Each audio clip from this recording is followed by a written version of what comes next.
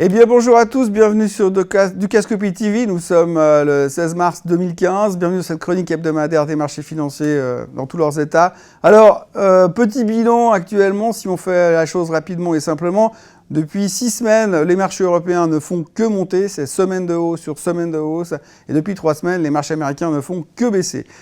Pour la petite histoire, le DAX est plus 21% depuis le 1er janvier. Donc voilà, donc pas besoin de vous faire un dessin sur l'Europe, c'est QI, QI, QI et puis QI. Rien à voir avec les oiseaux qui chantent au printemps, c'est vraiment tout basé sur le quantitative easing. Aux États-Unis, on est fixé sur les chiffres économiques. Les chiffres économiques sont globalement mauvais. Le seul qui était bon depuis 15 jours, c'est les chiffres de l'emploi et c'est celui qu'on regarde le plus attentivement parce qu'on se dit c'est là-dessus que Janet Yellen va regarder si elle va monter les taux ou pas. Alors aujourd'hui, globalement, le consensus, il est quelque part entre le mois de juin et le mois de septembre, comme quoi on va devoir monter les taux d'un quart. Puis après, on devrait rester plutôt calme, mais on attend quand même cette hausse des taux. Voilà, donc on regarde ce chiffre attentivement, on se dit bon, pas bon, quel impact sur l'économie, quel impact sur les taux. Bref, on tourne autour de ça et on n'avance pas beaucoup plus. Alors les marchés baissent aux États-Unis, il n'y a rien de très... Il n'y a pas de raison d'avoir peur dans la baisse. Si vous voulez, on revient sur la tendance haussière des marchés sur laquelle on est depuis des mois et des mois. Donc, juste petit effritement des marchés en attendant d'y voir un tout petit peu plus clair au niveau des intentions de la Fed. Alors, la Fed, justement, elle se réunit cette semaine. Le meeting commence mardi, ça se terminera mercredi. Donc, mercredi soir, en fin de journée, on aura le communiqué de presse de la Fed qui va nous dire un petit peu à quelle sauce on va être mangé. Et on y verra peut-être un petit peu plus clair. À partir de là, on va peut-être pouvoir recommencer à construire un petit peu plus sur les fondamentaux du marché que sur autre chose. Autrement, quoi d'autre à signaler? Il y a toujours pas mal de petits soucis à droite à gauche qui tournent. Alors, on peut parler de la Grèce, entre autres. On n'en a plus parlé depuis 2 ou 3 semaines, depuis qu'ils avaient trouvé un soi-disant accord. Aujourd'hui, on revient un petit peu dans une espèce de vaudeville européen, puisque vous avez d'un côté les Grecs qui disent que de toute façon, ils rembourseront jamais leurs dettes. Vous avez les Allemands qui commencent à dire oui, de toute façon, on n'a qu'à les dégager de l'Europe et les couper comme un membre qu'on impute, je cite.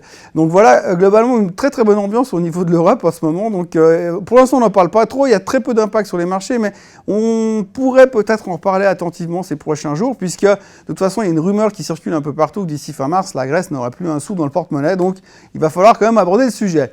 Autre sujet un peu touchy, c'est la disparition de M. Poutine, qui a disparu des médias depuis le 5 mars. Alors là, on doute aussi, que se passe-t-il? Est-ce que c'est pour des raisons d'accouchement, de paternité, ou est-ce que c'est simplement parce qu'il y a... Enfin, simplement...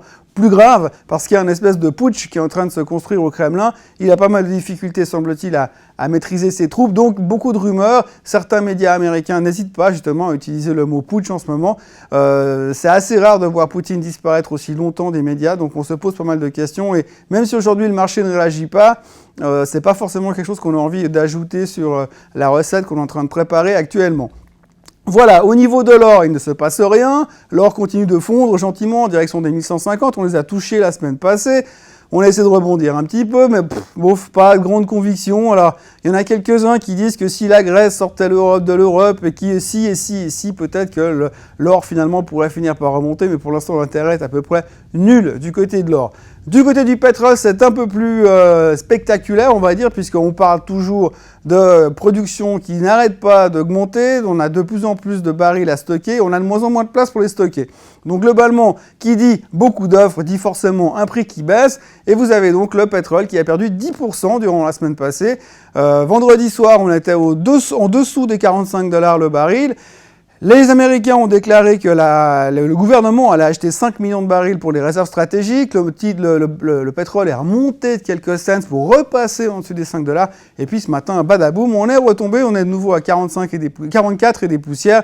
Et tout le monde se dit que de toute façon, l'objectif avoué, c'est $40 sur le baril et il n'y a rien qui va y changer. Voilà, donc c'est le pétrole traîne descendant, l'or ne fait rien, on espère qu'il tient les supports des 1150.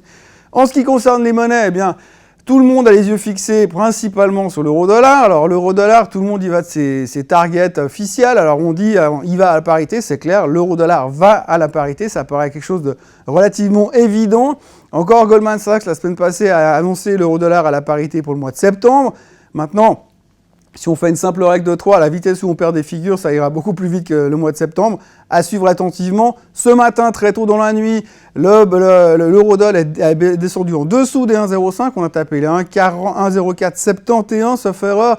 Donc globalement, on voit que ça continue à pousser vers le bas. Il n'y a qu'une seule direction. Les faibles rebonds qu'on voit sont vraiment des faibles rebonds en ce moment sur l'euro-dollar. Le dollar yen est aussi dans une zone 121-122. Globalement, à un moment donné, on va devoir traverser ces 122 puis aller plus haut. D'ailleurs, le Japon s'en porte bien et s'en portera que mieux. Le Japon qui est toujours extrêmement bien disposé, encore en hausse ce matin. La Chine aussi, en forte hausse ce matin, plus 2%. La raison principale, on s'attend à voir des soutiens de la part de la Banque centrale chinoise, vu qu'on a aussi des signes économiques de ralentissement.